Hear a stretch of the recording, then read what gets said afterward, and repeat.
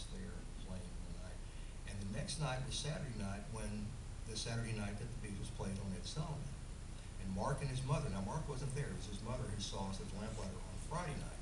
And so they were sitting there watching the Beatles, and Mark's mother said to Mark, you know, I saw a band last night at the Lamplighter that are better than those guys. Right? And so Mark started thinking, wow, these guys must be really good. And he decided he wanted to be Brian Epstein. So he's going to be the band's manager.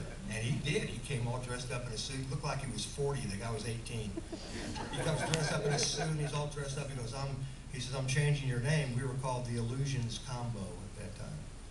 And he said, I'm changing your name to Kenny and the Kasuals. And we said, okay, because we thought, you know, the guy was dressed like he had $1 million. And he did a very good job. He hustled, got us on United Artists Records, and did a lot of stuff like that. But that was one of the things that I found is that all these, whether it's big cities like Dallas or small towns like Bridgeport, McAllen, all these scenes had, you know, you had the bands, but you also had the promoters. You had the guys thinking they could be the Brian Epstein. You had the guys thinking they could be the next Sam Phillips. And that's right. And you know, every scene had their own little things going on. Ours was ours was our record producer. Who had a great name. Shorty Hendricks. He was about 5'0", and he was a typical Texan. He wore a cowboy hat bigger than he was, the cowboy boots and the western garb, and he was producing a rock and roll band, and it was and he did a great job. I mean, he produced the record, and he really pushed the band. And believe me, when you live in Bridgeport, Texas, there's nothing around it. We're in the middle of nowhere. So finding places to play, you have to be kind of creative. So what he did was he got us a teen center, and that was where we played, and that was our home. The original Nuggets, and it's this really cool song, and how it was almost an afterthought.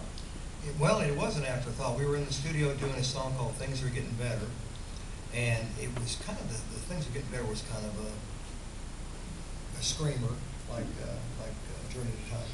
And we got through, and the recording engineer said, well, you guys, you got an hour left, you want to do something? And so Jerry had this lick that he stole from the Kinks, a real old Kinks song, that din din din din din din din din. So he got that, so we said, we'll stick a fuzz bass on that. So he put a fuzz bass on that lick and guitar together, and then Jerry and Mark wrote the lyrics. You know, just today, and we did it in about 45 minutes. And Jimmy Rabbit was a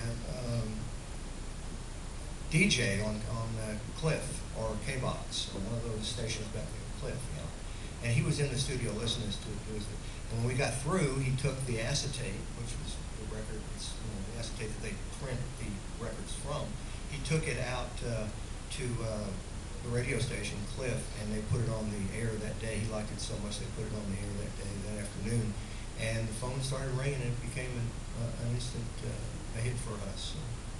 And it still is. We always get requests to play that all the time. Kind of thing doesn't happen.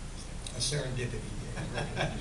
Well, and Jimmy Rabbit was like, he had introduced the Beatles, I believe, when they came to the house, and he was like this local scenester. Yeah, he's still around. He DJs up in Colorado now. I talked to him. He's still there. Les, can you tell the story of the recording of the Green Fuzz? Yeah. Well, unlike, you know, I mean, maybe just because the lyrics, which were jotted down, I know, real fast, but just trying to, the downside.